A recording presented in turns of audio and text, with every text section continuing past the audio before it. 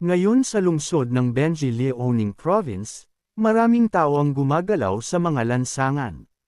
Kabilang sa mga bahay, kasama ng mga ito ang isang kilalang gusali na tinatawag na North Tavern. Isang higanteng lalaki ang nagbuhos ng alak, at ang mga taong nakapaligid sa kanya ay sumisigaw ng paulit-ulit na inumin. Nakakatakot ang mukha niya. Nawawala ang kanyang mga ngipin sa harapan at umaagos ang alak sa kanyang matatabang pisngi. Nang matapos ang kanyang inumin, tinanong niya ang lahat kung nakita nila ito, at ang mga tao ay naging ligaw dahil wala silang inaasahan mula sa kanilang amo. Sina Hachuha, ang pinuno ng 100 craftsman, ang humimok sa lahat na uminom at magsaya sa araw. Pagkatapos noon, lumapit sa kanya ang isa sa mga lalaking nagngangalang Raven at kinausap siya. Pinaalalahanan ni Crow ang amo na huwag niyang kalimutang magbayad sa pagkakataong ito. Tumawa ang amo at sinabing salamat kay Uwak na nagawa niyang magnakaw ng ginto sa Chan sect, at tiniyak sa kanya na hindi niya malilimutan ang gawaing ito. Isang napakapayat na lalaki ang nakaupo sa ilalim ng isa sa mga dingding na nanginginig sa takot. Tila nagtatago siya sa lahat, at naitanong niya sa sarili, bakit ang tavern? Nagnakaw siya ng mga sulyap sa likod ng dingding ng mga taong ito at hindi niya maintindihan kung saan sila nanggaling. At pagkatapos ay isang yabag sa tabi nila, na umaakit sa atensyon ng lahat, ang lakad ng taong ito sa pagkikita ng amo ay nagbigay pansin sa kanya. Siya ay isang napakapayat na lalaki na may nakasabit na bandana sa malayo, at ang kanyang damit ay sira-sira. Nagtataka ang amo kung bakit nandito ang pasaway na ito, at sa pagbubuga niya ng uhog sa kanyang ilong, iniisip niya kung nagkamali ba siya sa pag-aakalang ito ang lalaking umaakay kay Saso palayo sa madilim na village. Siya ay tinawag na Invisible Iron Mask ng Muso. Lumapit siya at tahimik na umupo sa isa sa mga bakanteng upuan. Sa pagsisiyasat sa silid, isang lalaking bigot ang lumapit sa kanya at hiniling na makinig, nagtanong kung totoo ba na isang pangkat ng daan-daang manggagawa ang nag-book ng inn na ito para sa araw na ito.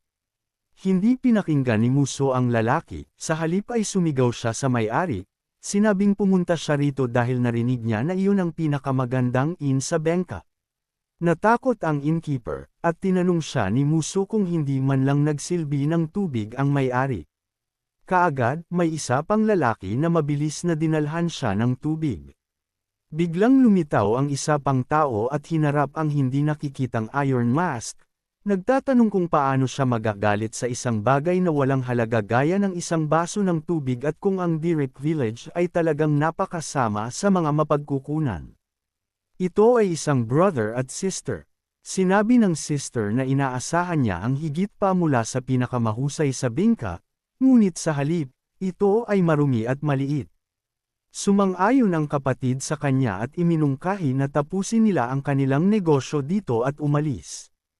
Ang pangalan ng dalaga ay Hero Maiden G at magkasama silang tinawag na dalawang bayani ng Kwangsang. Kinilala ng Iron Mask ang dalawang bayani at ipinagpalagay na ngayon, ang pamilya Moyon ay sangkot sa mga kaganapang ito. Again, as expected, nahulaan ng ulo na kung sila ang dalawang bida, ibig sabihin ay kambal sila ni Moyon Kwangsang at Moywanji. Hindi naman sila nahirapang magpakilala, at sinabi nila ang kanilang mga pangalan, pagkatapos ay binati sila. Tumingin ang lalaki sa paligid, pinagmamasdan ang gulat na nagsimula sa mga tao. Sinabi ng Iron Mask na iniiwasan ng The Rock Village at ng Moyong family ang hidwaan hanggat kaya nila, at iminungkahi na umalis na lang sila. Ngunit ang sagot ng dalaga ay kung magalang ang hilingin sa kanya ng kanilang pamilya, papayag ba siya, na sa tingin niya ay isang katangahang tanong. Ang akala niya ay isang hanggal na kahilingan, ngunit patuloy niyang iginiit. Iron Mask, hindi makapaniwala na ang magiting at noble Moyong family ay naglakbay ng napakalayo para sa ginto. Pagkatapos nito, ang kanyang mga mata ay kumikinang na may pulang ilaw. Sumigaw siya na kailangan niyang patayin agad ang lahat at kunin ang ginto. Habang lumalago ang kanyang galit, may malakas na kalusko sa paligid niya. na parabang napunit ang hangin sa pamamagitan ng kanyang kapangyarihan.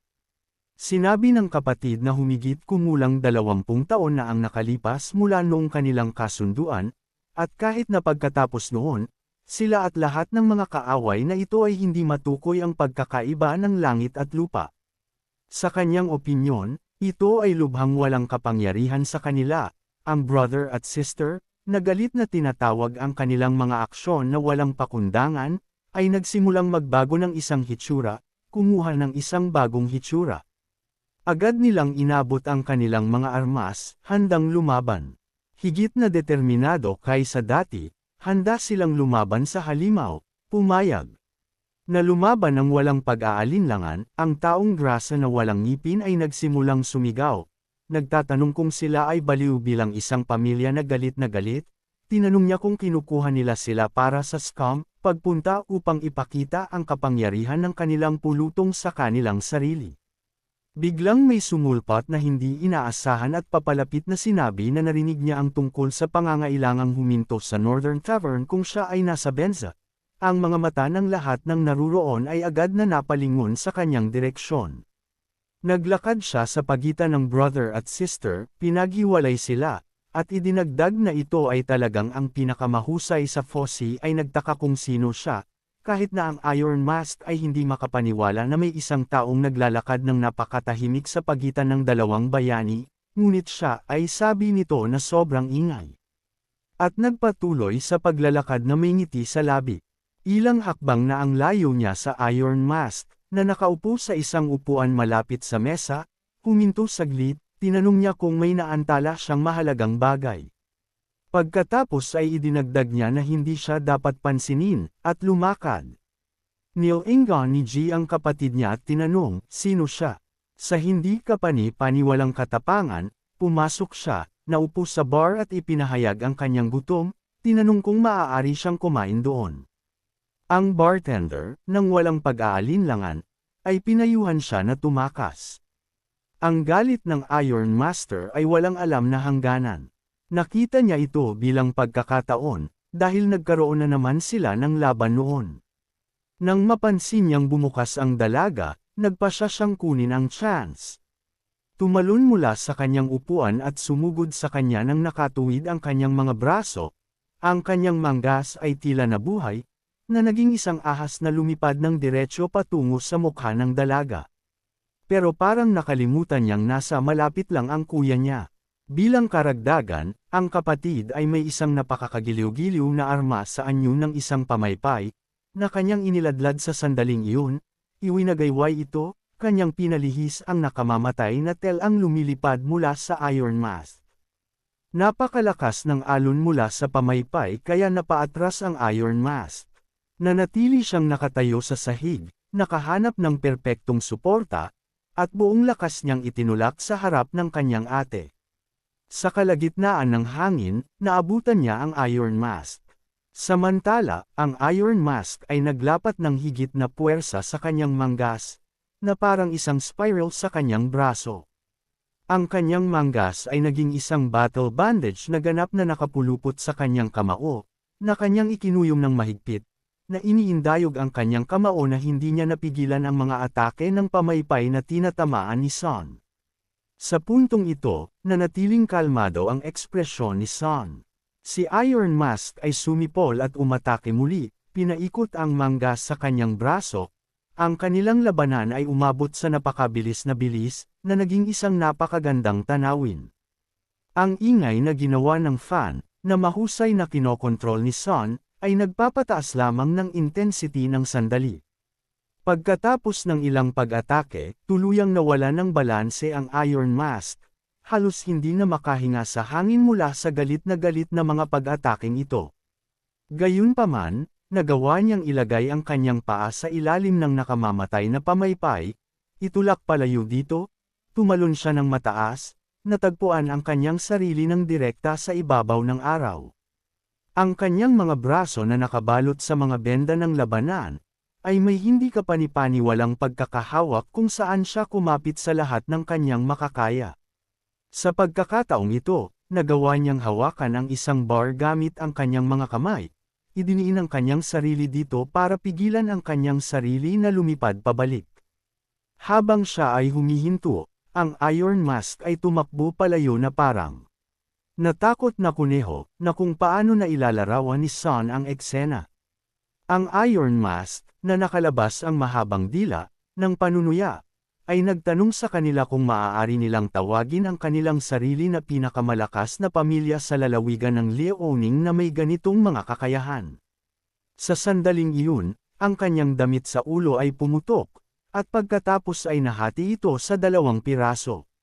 Gayunpaman, nanatiling kalmado si Son at bumaling sa Iron Mask at tinanong kung ang kanyang katanyagan sa Daria Village ay pinalaki ng ganoon at ganoong mga kasanayan. Kasabay nito ay pumutok ang tela sa kanyang bandana. Parang tinaga ng talam ang buntot ng telang nakasabit sa kanyang bandana. Ang Iron Mask ay patuloy na nakahawak sa sinag, hindi napagtanto ang nangyari. Nilingan niya ang kanyang nakatatandang kapatid, at sinabi niyang pinamumunuan niya ang 100 skill squad papunta sa kanya at maghayhiwa siya ng mga Iron Mask. Ang lalamunan, nagngangalit ang kanyang mga ngipin, tinawag niya ang bata na isang brat. Sa pagkakataong iyon, tumabi si Fatty sa kanyang mga tauhan na kumakausap sa kanya, sinabing mas malakas ang mga taong ito kaysa inaakala nila. Gayunpaman, hindi siya sumang-ayon sa kanila. Sa kabaligtaran, sinabi niya na ito ang kanilang pagkakataon, dahil habang ang invisible na Iron Mask ay nakikipaglaban sa kambal, maaaring bigla nilang magawa ito. Isang bilog ng enerhiya ang lumilitaw na matalim bilang isang talim ng labaha. Lumilipad ito palapit sa ulo ni Fatty kaya naputol pa ang ilang buhok. Ang bilog ng enerhiya na ito ay nilikha mula sa sombrero na suot ng batang babae. Nanghihinayang si Fatty na akala niya ay hindi siya pinapansin, ngunit iyon ang kanyang pagkakamali. Dahil galit na galit ang dalaga na laging natutuwa ang kuya niya at napaglaruan lang niya ang mga ganyang kalokohan. Binunot ang kanyang espada, sinabi niya sa kanila na maaari niyang bigyan sila ng ilang payo.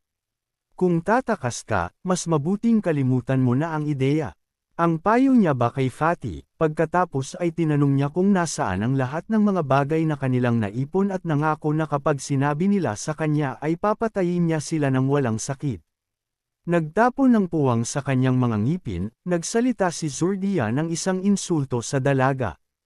Tinawag niya itong tanga. Tinawag niyang tamad ang kanyang mga sundalo at sinigawan silang patayin.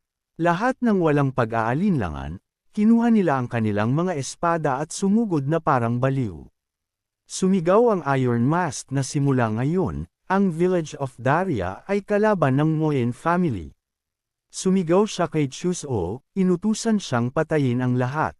Pagkatapos ay lumipad ang army sa pamamagitan ng sirang windows, na binasag ang ilan pa sa daan.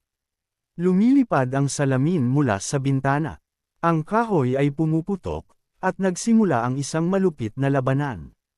3 panig ang naglalaban, ang Fatty Men, ang brother at sister at ang Iron Mask Army ay lumilipad sa ikalawang palapag. Sa sandaling iyon, nakaupo si Sa sa bar. Nakikinig siya sa mga hiyawan kung saan ang lahat ay sumugod sa labanan. Ang tanging naririnig niya ay ang pagsigaw ng lahat na sa kanila ang ginto. Nagiging hindi na makayanan ang ingay, at ito ang pinaka nakakainis kay Sa. Ngunit ang salitang ginto ang nakakuha ng kanyang atensyon, at ibinaling niya ang kanyang ulo sa kanila. Napakabango ng mga pagkaing inihain at amoy, mukhang ketikam-takam na kapag pinulot niya ang pansit gamit ang kanyang chopsticks ay nalalasahan niya ang magical na lasa. Ang bartender, nang makita ang batang lalaki na nag-order ng pagkain, ay walang nakitang problema dito. Ang problema ay hindi maintindihan ni Sa kung bakit hindi siya dapat pumunta sa ibang restaurant. Ipinaliwanag ni Sa na hindi siya nakakain ng disenteng pagkain sa loob ng 10 taon dahil sa kalungkutan. Ang bartender, pinagpapawisan sa takot, itinuro ang kaguluhan sa paligid na kumakain ng kanyang pansit. So, tinanong kung bakit sila nag-aaway. Ipinaliwanag ng bartender na hindi siya sigurado, ngunit narinig niya na nag-aaway si Daryok Village at ang Moyong family dahil sa ginto na ninakaw ng mga bandido mula sa 100 Skills Group. Daryok Village at ang pamilya Moyong, sinabi ng guro sa bata na ipinaglalaban nila ang kapangyarihan sa buong lalawigan. Sa paghusga sa paraan ng labanan, ginagawa nila ito ng desperadong. Nakita, lumingon sa kaliwa, at napansin ang mga taong lumilipad sa paligid, na tumatama sa kanilang mga likod sa mga puno. Nananatiling kalmado si Jean sa gitna ng laban.